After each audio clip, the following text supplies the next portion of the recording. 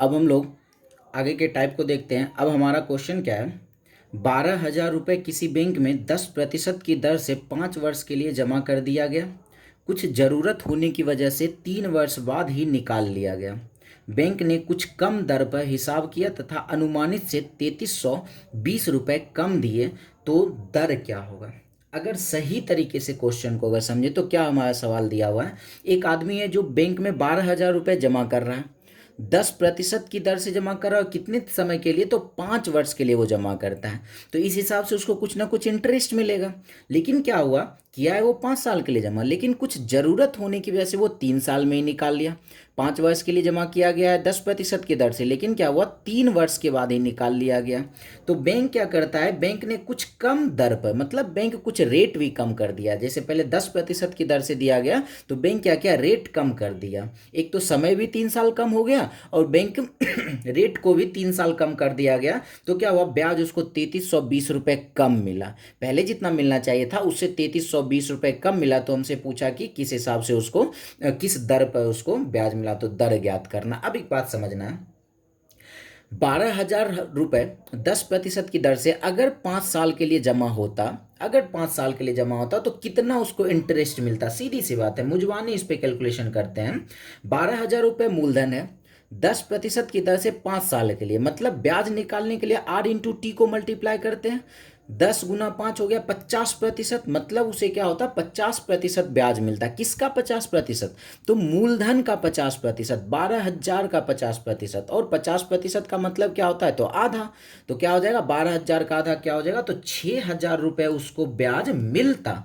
लेकिन क्या हुआ, 3 साल के बाद ही निकाल लिया और कुछ रेट कम पर मिला, तो उसे क्या हुआ, 3320 कम मिला। मतलब 6,000 मिलना चाहिए था, लेकिन उसको क्या हुआ, 3320 रुपये कम ब्याज मिला। तो हम देख लेते हैं उसको कितना ब्याज मिला। तो 6,000 में से 3320 को माइनस कर लेते, 0, 10 में से 2 गया 8, 9 में से 3 माइनस हो गया 6, और 5 में से 3 चला गया 2, 2680 रुपये उसे ब्याज मिला। अब ध्यान से समझते हैं, हमसे क्या पूछा, रेट पूछा है। अब हम एक बात बताएं, फॉर्मूला भी लगा के तो आसानी से रेट का फॉर्मूला लगा के हम लोग निकाल सकते हैं। रेट का फॉर्मूला क्या होता है, ब्याज गुने 100 बटे मूलधन गुने समय। ब्याज उसको कितना मिला, 2680 गुना 100 बटे मूलधन कितना है, तो मूलधन है 12,000, और समय कितने समय, 3 साल में ही निकाल लिया है ना, तो समय 3 साल, नीचे रख देते 3, हो गया कहानी खत्म इसका। 3 जीरो इसका माइनस कैंसिल कर लेते हैं और इसको कैंसिल करते हैं, क्या मिल जाएगा, 4 से ये 3 बार में, और 4 से इसको कैंसिल करते हैं तो ये कैंसिल हो जाएगा 4 से 6 चौके 24, 67 बार में क्या मिल गया, 67/9%। पूर्णांक में अगर रखें तो 9 सते 63, 4 67, 7.4/9% की दर से इसको रेट मिला है। रेट अगर चाहे तो हम लोग दूसरे तरीके से, मेरे ख्याल से ये आसानी से निकल गया। अगर रेट को दूसरे तरीके से भी निकाल सकते, लेकिन मेरे ख्याल से यही सही है, तो इसी पे हम लोग काम आसानी से कर लेंगे। अब सेम वही सवाल ये मेरा, आप लोग चाहे तो वीडियो पॉज करके इसको बना सकते हैं। अब क्या है, 9,000 रुपये किसी बैंक में 5% की दर से 10 वर्ष के लिए जमा कर दिया गया। कुछ ज़रूरत होने की वजह से 6 वर्ष बाद ही निकाल लिया गया। बैंक ने कुछ कम दर के हिसाब किया तथा अनुमानित से 1,500 रुपये कम दिए, तो दर क्या होगा। अच्छा, इसको अगर ये 9,000 रुपये बैंक में जमा करता 5% की दर से 10 साल के लिए, तो इसको इंटरेस्ट कितना मिलता।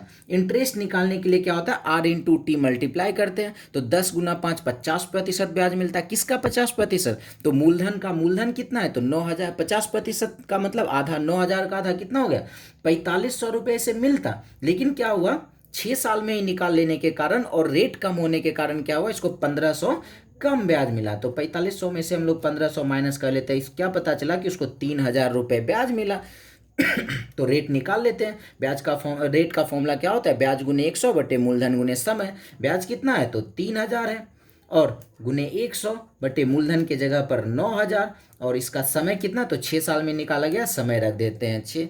तो ये हो गया 3 बार में कैंसिल हो गया, 2 से ये 50 बार में, 2 से ये 3 बार में, क्या पता चल गया, रेट क्या है, तो 50/9%। पूर्णांक में रखना चाहे तो 9 × 5 = 45 और 5 5/9% रेट है। बिल्कुल आसानी से सॉल्व हो गया। अब आगे सवाल देखते हैं। अब क्या है, ये कहा गया है, साधारण ब्याज पर 7,000 रुपये उधार लिया गया। 3 वर्ष बाद 3,000 रुपये दे दिया गया और उधार लेने वाले समय से 5 वर्ष बाद 5,450 रुपये दे दिया गया, तो दर क्या है? ध्यान से सवाल को समझते हैं। हमारा सवाल क्या है? 7,000 रुपये उधार लिया, 3 साल के बाद क्या हुआ? तो 3,000 रुपये दे दिया गया। अगर ध्यान से समझें, 7,000 रुपये उधार लिया, कितने रेट से नहीं पता, जिस भी रेट से लिया गया, 3 साल के बाद 3,000 दिया, इसका मतलब 3 साल तक तो इसी 7,000 पर इंटरेस्ट चला है ना। हम ये कह सकते हैं इसको, पहले ये 7,000 रुपये पर ही 3 साल तक इंटरेस्ट चला होगा। तब क्या हुआ? 3,000 रुपये दे दिया गया, 7,000 में से 3,000 अगर दे दिया गया, तो अब कितना बचा? 4,000 रुपये इंटरेस्ट चला। टोटल कितने साल के लिए? तो क्या करा, उधार लेने वाले समय के 5 साल बाद, मतलब 3 साल ये हो चुका है, टोटल 5 साल, तो बचा कितना? इस 4,000 पे 2 साल तक इंटरेस्ट चला। और आखिरी में कितना जमा कर दिया? तो आखिरी में जमा हुआ है 5,450 रुपये। अब ध्यान से समझते हैं, 4,000 रुपये पर इंटरेस्ट चल रहा था और जमा कितना किया? 5,450 रुपये। इस दोनों को माइनस करते हैं तो ये पता चल गया कि 1,450 रुपये का क्या लगा? तो इसको इंटरेस्ट लगा है। सीधी सी बात है ना, 4,000 रुपये जमा करना था लेकिन इसको जमा करना पड़ा 5,450।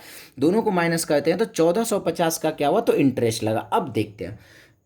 इससे पहले हम लोग एक बात का चर्चा कर रखे हैं, 7,000 रुपये पर 3 साल का इंटरेस्ट है। अगर हम लोग 3 साल को 1 साल में कन्वर्ट करना चाहे तो ये 3 मूलधन में जाके गुना हो जाता है। 4,000 रुपये पर 2 साल का इंटरेस्ट है, तो हम ये 2 साल को 1 साल में अगर बनाना चाहें तो ये दो क्या होता है? तो मूलधन में जाके अगर मल्टीप्लाई कर देते हैं तो इंटरेस्ट पर कोई फर्क नहीं पड़ता है। तो हम क्या कह सकते हैं? 21,000, हम ये कह सकते हैं 21,000 रुपये पर 1 साल का इंटरेस्ट चला होगा। या फिर ये 4,000 को 2 से गुना कर लेते हैं, 8,000 रुपये पर 1 साल का इंटरेस्ट चला होगा। दोनों को एक एक साल में कन्वर्ट कर लिए तो ब्याज में कोई प्रभाव नहीं पड़ेगा। ब्याज कितना? तो फिर भी 1,450 रुपये ही ब्याज मिला होगा। अब ध्यान से समझना, 21,000 ये हो गया, 8,000 ये हो गया, टोटल कितना हो गया? 29,000 रुपये पर कितना ब्याज मिला? 1 साल में 1,450 रुपये। तो हम लोग इसको ऐसे लिख सकते हैं, 29,000 रुपये पर, 29,000 रुपये जब मूलधन है तो 1 साल में, सबको 1 साल में कन्वर्ट कर लिया ना, 1 साल में ब्याज कितना मिल रहा है? तो 1,450 रुपये ब्याज मिल रहा है। तो हम यहाँ पे 100 रुपये बनाते, रेट का फॉर्मूला निकाल कर भी हम लोग काम कर सकते थे। रेट का फॉर्मूला ब्याज गुने 100 बटे मूलधन गुने समय रख लेते। ब्याज की जगह पे 1,450, रेट के गुने 100 बटे मूलधन की जगह पे 29,000 गुने समय की जगह पे 1 साल रखते हैं, हमारा आंसर आसानी से आ जाता है। फिर एक दूसरा मेथड भी हम लोग यहाँ समझ लेते हैं। अब ये 29,000 को हम लोग 100 बनाते हैं, जैसे पहले हम लोग बनाते थे। 100 बनाने के लिए क्या करें ना, 2 जीरो छोड़ दे तो 290 से भाग लगाते हैं। अगर इधर 290 से भाग लगाएं तो इस साइड भी क्या होगा? 1,450 में क्या होगा? तो 290 से भाग लगाना पड़ेगा। ये कैंसिल हो जाएगा कितने बार में? 5 बार में। तो 100 रुपये पर 1 साल में ब्याज कितना? 5 रुपये। तो रेट ऑफ इंटरेस्ट कितना कहलाएगा? 5% का रेट ऑफ इंटरेस्ट होगा। बिल्कुल आसानी से काम हो गया। अगर हम लोग रेट का फॉर्मूला लगा के भी निकालते तो बिल्कुल ही आसानी से निकल जाता। रेट का फॉर्मूला क्या होता है? ब्याज गुने 100, तो ब्याज 1,450 है, गुना 100 बटे मूलधन 29,000 और समय कितना? तो 1 साल में कन्वर्ट कर लिए थे तो 1 साल। 3 जीरो इसका कैंसिल हो गया, 29 से ये 5 बार में कैंसिल हो गया। रेट क्या मिल गया? तो 5%। बिल्कुल जिस मेथड से लगाना एकदम आसानी से काम हो जाएगा। सेम क्वेश्चन है, आप लोग चाहे तो वीडियो पॉज करके इसको बना सकते हैं। हमारा सवाल अब क्या है? 35,000 रुपये साधारण ब्याज पर लिया गया, 3 वर्ष बाद 1,500 जमा किया गया। अब 3,500 रुपये उधार लिया गया, 3 वर्ष के बाद 1,500 जमा किया गया। इसका क्या मतलब है? 3,500 पर 3 साल तक इंटरेस्ट चला है। अब क्या हुआ? तो 1,500 जमा कर दिया गया, तो बचा कितना? 2,000 पर इंटरेस्ट लगेगा। टोटल समय देख लेते हैं, उधार लेने वाले समय के 5 साल बाद, मतलब टोटल 5 साल है जिसमें से 3 साल हो चुका है, बचा कितना? 2 साल। अब इस 2,000 पर क्या हुआ? ये अंतिम में जमा कर दिया 2,750। 2,000 जमा करना था लेकिन जमा किया 2,750, तो कितना एक्स्ट्रा जमा किया? 2,750 जमा किया, तो वो क्या होगा? 750 हो जाएगा, इंटरेस्ट हो गया। फिर वही काम करते हैं, इसको 1 साल में कन्वर्ट करते हैं। 1 साल में कन्वर्ट करने के लिए ये साल क्या होगा? मूलधन में जाके गुना हो जाएगा, तो क्या हो जाएगा? 35 गुना 3 करते हैं तो 10,500 रुपये मूलधन, 1 साल का इंटरेस्ट। यहाँ क्या कहेंगे? 2,000 में जाके मल्टीप्लाई हो जाएगा, 4,000 रुपये 1 साल का इंटरेस्ट, ब्याज पे कोई इफेक्ट नहीं पड़ेगा, 750 रुपये। रेट का फॉर्मूला लगा के निकालना, जैसे निकालना बिल्कुल आसानी से सॉल्व हो गया। रेट का फॉर्मूला भी अगर हम लोग निकालना चाहे तो रेट के फॉर्मूला से क्या होता है? ब्याज गुने 100, ब्याज कितना है? तो 750 है, गुना 100 बटे मूलधन की जगह पे टोटल 10,500, ये 4,000, ये तो क्या हो जाएगा 14,500, और गुने समय की जगह पर नीचे रख लेते हैं हम लोग एक रख लिया। अब इसको सॉल्व कर लेते हैं तो ये क्या हो जाएगा 2 0 इसका कैंसिल हो गया। और इसको अगर कैंसिल करना चाहे तो ये कितने बार में कैंसिल हो, मेरे ख्याल से 5 कितने बार में कैंसिल हो जाएगा। हम लोगों ने यहाँ पे एक थोड़ा सा मिस्टेक कर दिया, 2725 है, हम लोगों ने यहाँ 2750 रख लिया, ये 2725 यहाँ रख लेते हैं तो ये क्या होगा 725 रुपये का इंटरेस्ट बना। 750 नहीं होगा, 725 हो जाएगा। यहाँ भी हम लोग रख लेते हैं 725, थोड़ा सा मिस्टेक हो गया रखने में, तो बस ये 750 की जगह पे 2725 यहाँ पे रखना था।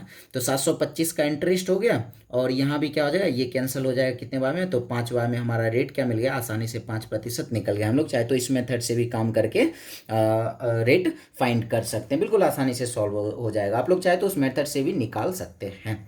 तो अब हम लोग आते हैं नेक्स्ट क्वेश्चन में। अब हमारा क्या है, गर्मी होने की वजह से थोड़ा सा परेशानी हो रहा है वीडियो बनाने में, बट देखते हैं। अब हमारा सवाल क्या है, कोई धन 3 वर्ष में 9,440 रुपये हो जाता है, यदि ब्याज दर में 25% की वृद्धि कर दी जाए तो उतने ही समय में वह धन 9800 रुपये हो जाता है, तो मूलधन तथा दर ज्ञात करें। ध्यान से समझना है, सवाल में कुछ नहीं है, क्या है ना, ये क्या है, कोई धन है जो 3 साल में 9,440 हो जाता है। इसका क्या मतलब है, हो जाता है का मतलब मिश्र धन है। 3 साल में कितना मिश्र धन हो जा रहा है, 9,440। अब क्या किया, रेट को 25% बढ़ा दिया जितना भी रेट होगा 25% बढ़ा दिया, तो उतने ही समय में हुआ, जैसे ही रेट बढ़ाया तो भाई रुपए तो बढ़ जाएगा ना। उतने ही समय में क्या हुआ, ये 3 साल में अब 9800 हो गया। पहले 9,440 होता था, 25% का रेट बढ़ा तो क्या हो गया 9800 रुपये मिश्रधन मिलने लगा। तो हमसे पूछा है मूलधन और दर ज्ञात करें। अब इसको बनाते हैं। अच्छा, एक बात बताना है, दर कितना बढ़ा, 25% बढ़ा। ध्यान से समझना है, बहुत ही मज़ेदार ये तरीका है।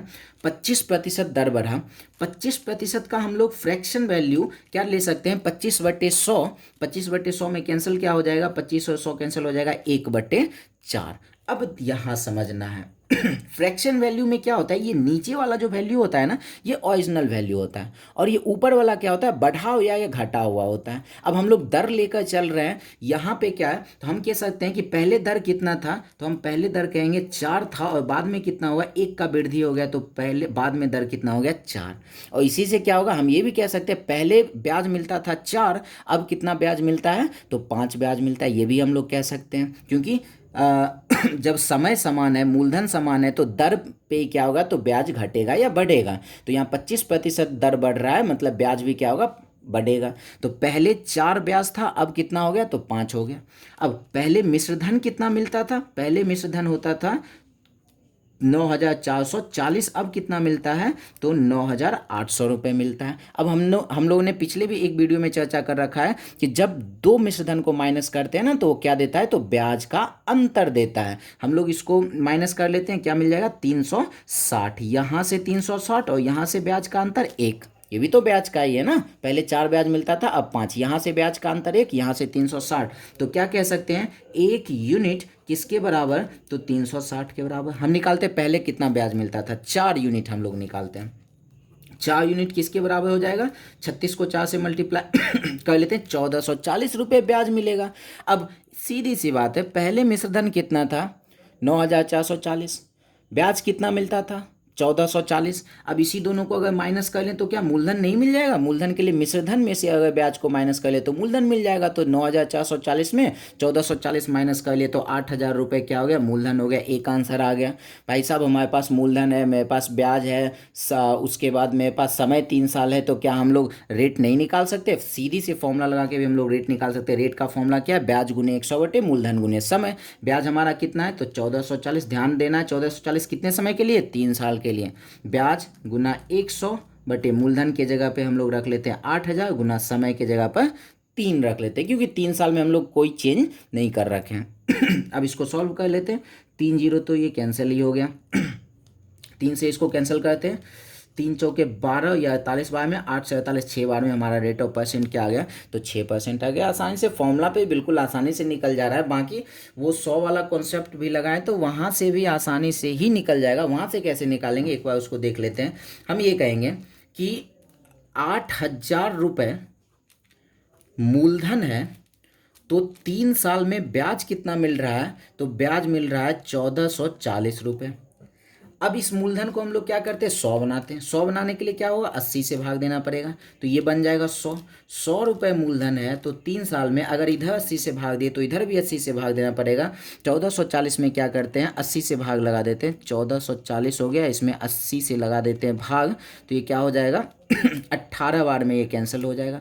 अब ये 3 साल में ब्याज अगर 18 रुपये, तो 1 साल में ब्याज कितना होगा, तो 18 में 3 से भाग लगाते 6, मतलब क्या है 100 रुपये मूलधन में 1 साल का ब्याज अगर 6 है तो रेट ऑफ परसेंट क्या हो गया, 6 हो गया। जैसे रेट निकालना निकाल सकते हो, दोनों मेथड ही आप लोगों को सिखा रखे हैं। तो विशेष आज के लिए इतना रहने देते हैं, मिलते हैं हम लोग नेक्स्ट वीडियो में। धन्यवाद।